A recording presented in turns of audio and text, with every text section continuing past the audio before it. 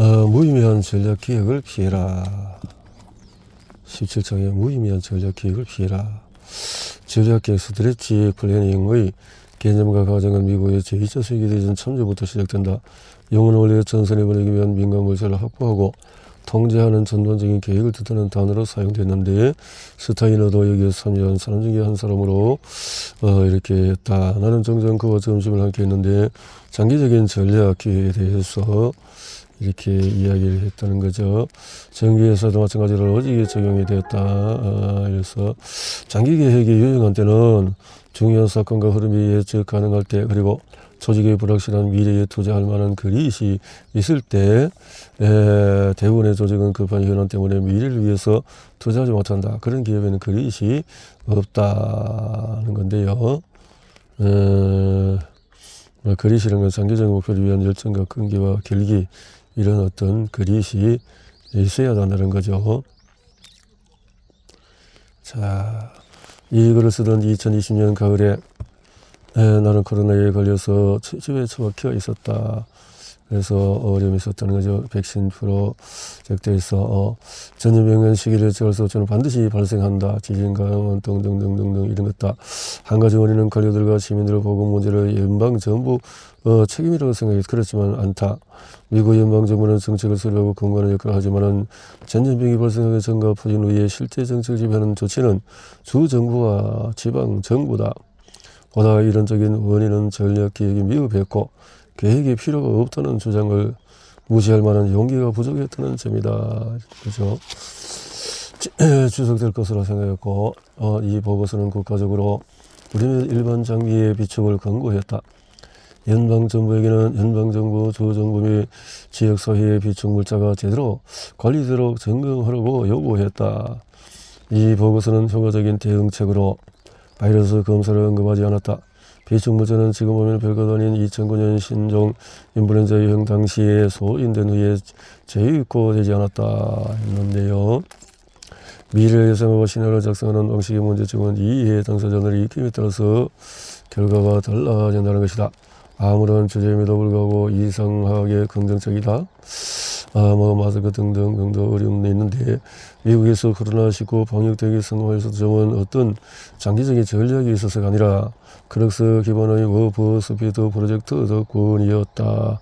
정상적인 개발조차 사전조사 수년을 거친 FDA 승인 제조서 거치게 되는데, 이런 FDA 거치는 것도 이렇게 월스트리트 저널이 맨하튼 프로젝트와 비교하기도 했다. 이런 프로젝트 2020년 12월부터 배포가 시작이 되었고, 이 일관 승인은 전략과 가치를 제대로 알려면 유럽연합에 추진했던 방식과 비교하면 된다.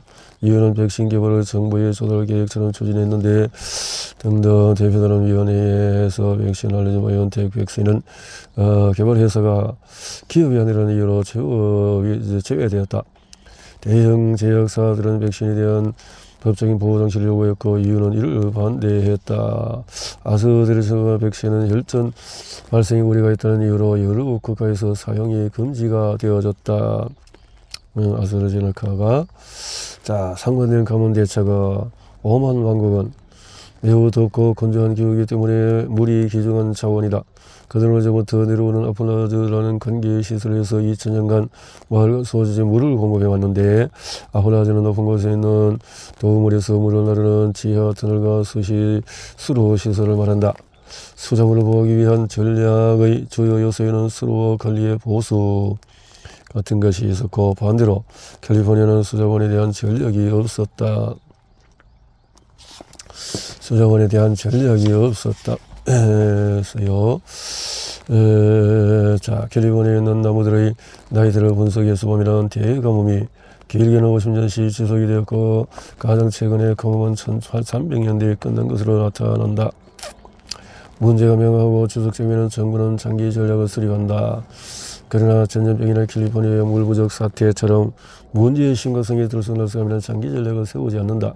미션 선언문과 거북이 그릿을 키우는데 현재 늘릴 수 있는 공간은 기업이나 기관의 지속시 가능하고 의미 있는 목적의식을 깨우는 것이다.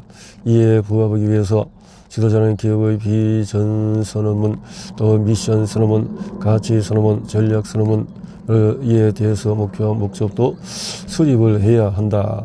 비전, 미션, 가치, 전략에 대한 선언문을 만드는 것은 논리적인 근간이 부족하면 쓸모없는 일이며 지속된다는 보장이 없다. 이런 선언문으로 전략이 수립이 되진 않는다. 이런 것들이 뚜렷한 천문학자가 지구는 태양이 둘레를 돌고 태양은 은하계의 중심으로 돈다고 설명했다. 그러자 한 노부인이 강의 내용은 좋지만은 지구는 사실 거대한 거기에 등 위에 있다고 주장한다. 천문학자는 눈살을 찌푸렸지만 논리적으로 쉽게 반박할 수 있다고 생각했다. 이 이야기는 무한의기를 이용해서 운동자의 존재에 대한 질문에 답한다. 위키피디아에서 이렇게 기술되었다. 조직은 웬만해서는 미션 선언문을 잘 바꾸지 않는다. 미션 선언문은 지속적인 존재의 목적과 정점사항을 정의하기 때문이다. 마이클스 부드는 이해할 수 없는 단어들을 조합해서 새로운 선언문을 발표했다. 1999년에 미국 질병통제세븐 미션 선언문은 다음과 같았다. 질병 부상 장애를 예방하고 통제하여 건강과 삶의 질을 향상시킨다. CDC에서 문제는 이렇게 지역사회를 연합할수록 지원을 한다. CDC의 미션 선언문은 지속적으로 확대되는 다양한 활동을 표현하기 위해서 몇 년에 한 번씩 계속 바뀌어왔다. 2012년 페이스북 선언문은 세계를 더 개방시키고 연결한다 였다. 현재는 이렇게 바뀌었다. 사람들이 커뮤니케이를 이루고 세상을 더 가까이 만들 수 있는 힘을 준다. 소니어 선언문은 당신의 호기심을 자극하고 채워주는 회사이다. 주제가치의 극대화를 미션이라고 하는 기업들도 많다. 전 세계를 위한 목적이니 그 처음 말들은 이쪽에서 다른 것처럼 문제를 해결하는 전략과는 거리가 멀다. 모토 기업 또는 기관에서 우리를 따라올 자가 누구인가? 홀세 모토라는 것이 보호해 줄게요. 타인의 생명을 위해서 저스테이 완벽하게 이렇게 회사들의 기업에 대한 모토. 전략이란 문제를 해결하는 하나의 형태이자 과정이며 대응적이다. 이 점을 인정하면 미션 선언문이 전략을 설립하는 데 크게 도움이 되지 않는다는 사실을 깨닫게 될 것이다. 이는 그저 시간과 정력의 낭비다.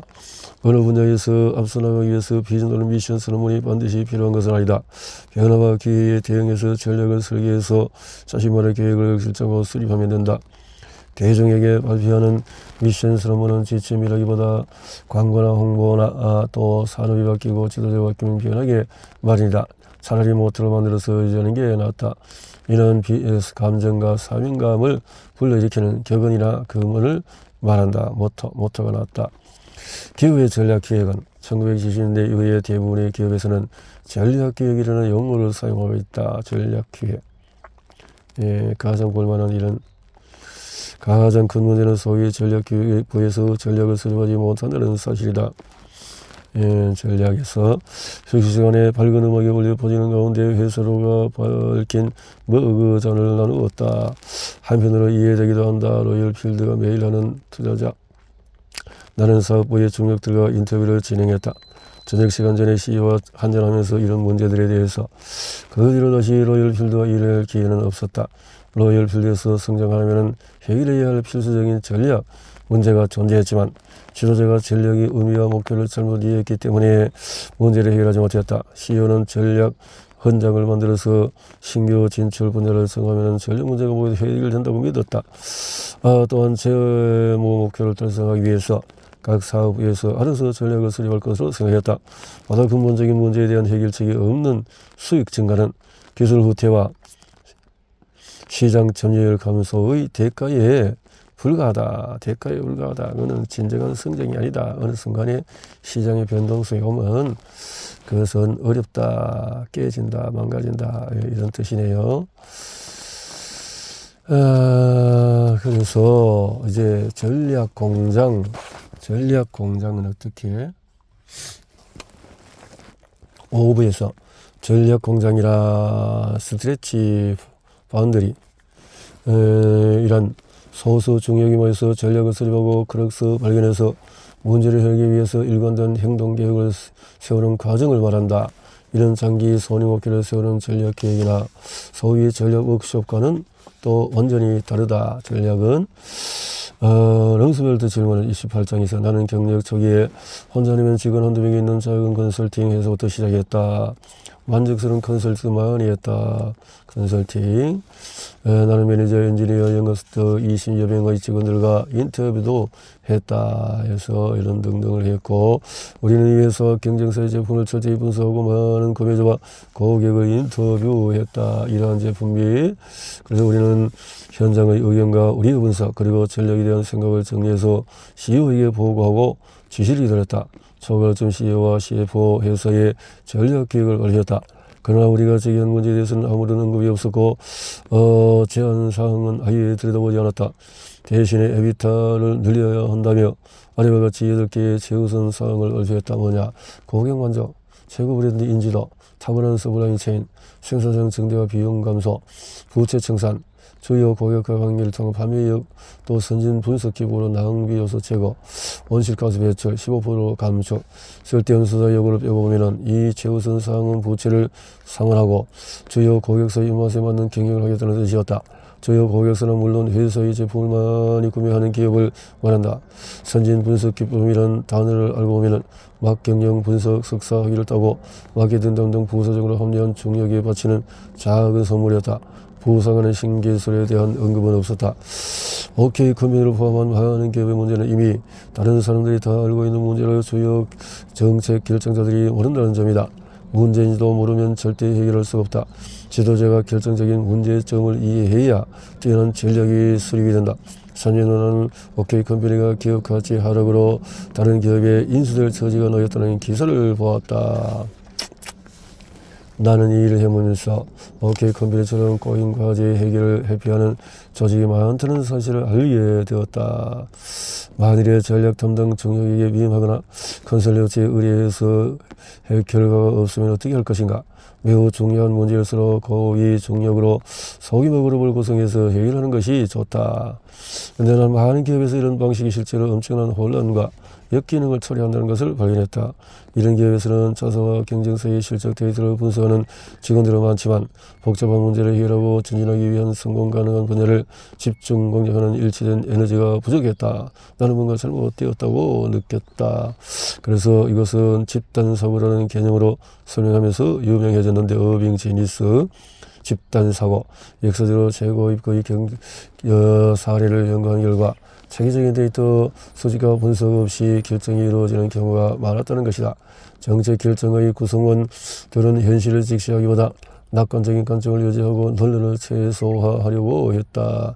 대표적인 집단사고의 실패 사례는 1961년 케네디 대통령이 제임스 쿠버를 상대로 한 피고만 침공 사건인데 참모진들은 다른 대책을 검토하지 않은 것이 명백했다. 그러나 진실로 설명하지 못하고 또 다른 요소는 CIA의 이중적인 태도. 2차 세계대전 당시에 활약했던 스파이자 CIA 국장인 앨런 델레스는 쿠바의 피델 카스트로를 전복 시료했다. 하지만 미국 정규군을 투입하지 않으면 어려운 상황이었는데 케네디는 정치적인 부담감 때문에 정규군을 투입하지 않았다. 그래서 사실상 취할 수 있는 대책이 없었다. 그럼에도 CIA가 밀어붙인 이유는 실제 침공을 시작하면 대통령도 성공을 위해서 필요한 조치에 동의할 수밖에 없을 것이라고 믿었기 때문이다. 이 위험한 치킨 게임에서 케네디는 끔찍도 하지 않았고 CIA 역시 방향을 바꾸지 않았다. 침공은 실패로 끝났고 그 후 폭풍은 엄청났다. 케네디는 델레스 국장을 해임하고 CIA를 대신한 국방정보국을 창설했다. 정보국. 제니스는 일방적으로 정치적 그룹의 목적은 합리적인 선택을 하는 것이라고 주장했다. 그러나 소위 합리적인 선택도 이미 정해진 대책들 중에서 단일한 기준으로 선택해야 하기 때문에 한계가 있다. 이런 그룹은 꼬인 과제에 직면해 있는 것이다. 구성원들의 목표도 다르고 딱히 다른 대책도 없는데 대책들 간의 연결고리도 약하고 결과도 별 것 없다. 불행히도 이런 상황에서 할 수 있는 것은 모두의 목표를 만족시키는 결과를 명확히 설정하고 그에 가장 가까운 대책을 수립하는 시행하는 일이다. 내 경험으로 미뤄볼 때 빠른 결론은 의사결정 프로세스가 원인이 아니다. 그것은 전략을 전반적인 목표 설정 또는 이미 결정된 여러 대책의 선택으로 간주하기 때문이다. 최고위급이 내린 결정을 검토하고 그들과 토론한 결과 최고위급은 대부분 이미 결론을 내놓고 있었으며 대책 한두 가지 중에서 선택하기만 하면 되었다. 출발점이 지정되어 있으니 이들이 해야 할 일은 이미 내려진 결론을 조금 손본 다음에 언론과 대중에게 홍보해서 구성원 사이의 신뢰감과 연대감을 제고하는 것이었다. 의사결정 과정에 문제가 있어서가 아니라 이렇게 미리 정해진 결과 때문에 집단소가 엉망이 되는 것이다. 그 사례 중에 하나가 이라크 전쟁이다. 그 기원은 신외교 정책을 수립하는 시도에서 시작이 된다. 1997년 25명의 저명한 보수 지도자들이 아메리칸 신세계 프로젝트를 얼촉시키는데 목적은 미국 정부의 독재 정권에 대한 지원을 중단시키고 미국 이익과 가치관에 반하는 정권에 적극적으로 대항하는 것인데 나중에 부통령이 된 딕 체니 또 국가안보보장관이 된 엘리언 브론서 국방장관이 된 도널드 셀드 국방차관이 된 폴 위츠 등 미래의 조지 W 부시 대통령 강도가 될 사람들이 주축이었다. 이들에게 아프가니스탄 전쟁은 중요하지 않았다. 부시 행정부 초기부터 이라크의 정권 교체가 최우선 목표였다. 그렇게 하면은 미국은 독재를 타도해서 시민에게 민주주의를 돌려줄 것이라며 무엇보다도 누가 진정한 강자인지는 전 세계에 보여주게 될 것이라고 생각. 2002년 아프가니스탄 전쟁 초기에 신속한 승리를 거둔 후에 한 육군 대령은 이렇게 말했다. 미국에 대항하면 벌레처럼 으스러진다는 교훈을 배워야 할 겁니다. 1991년 미국 쿠웨이트에서 이라크군을 몰아냈을 때 숨겨진 핵무기가 발견되었다. 유엔을 감시하에 해체되기는 했지만 이를 발견하지 못하던 CIA는 매우 난처했다. 그래서 1999년에 아메만 커블볼이라는 정권이 사담 후세인이 핵무기와 생화무기를 개발하겠다는 정보를 흘리자 이라크 침략의 구실로 삼았다. 특수부대를 현장에 투입해서 그 주장의 진위 여부를 확인했다면 좋았겠지만 전면전과 정권 교체는 이미 결정되어 있었다. 그래서 폴 월포비츠와 딕 체니가 주도하는 신보수주의자들은 중동을 변화시킬 수 있다고 생각했다. 2002년 어느 연설에서 체니는 승리를 자신했다. 정권이 결수되면 이라크는 엄청난 혜택을 볼 것입니다. 심각한 위협이 사라지면 자유를 사랑하는 이곳 주민들에게 영원한 평화라는 가치가 올 것입니다. 2004년 나는 국방장관 도널드 럼스펠드를 인터뷰할 기회가 있었다. 당시 그는 이라크 반란군 때문에 골치가 아팠다. 이라크 침공으로 민주주의를 되찾아주면 국민이 환호할 줄 알았는데 반란은 예상 밖이었다. 인터뷰 주제는 국방부의 예상 전용이었으나 뒤늦게 나는 전략과 정책 수립에 대한 의견을 물어보았다. 그의 대답이 아직 기억에 남는다. 국방장관으로서 그는 거의 모든 분야의 전문가를 동원할 수 있다고 말했다. 여러 부족의 역사, 언어, 간섭, 혈연을 알고 싶은가요? 우리에게는 전문가가 있습니다. 그는 이라크의 기후 패턴과 국내 정치까지도 다 알 수 있다고 설명했다. 터키에서 누가 이라크 북부에서의 진격을 막았는지 그리고 왜 그랬는지 궁금한가요? 우리 전문가는 모두 다 알고 있습니다. 문제는 그 모든 지식을 동원해서 일관된 전략을 수립하는 거죠.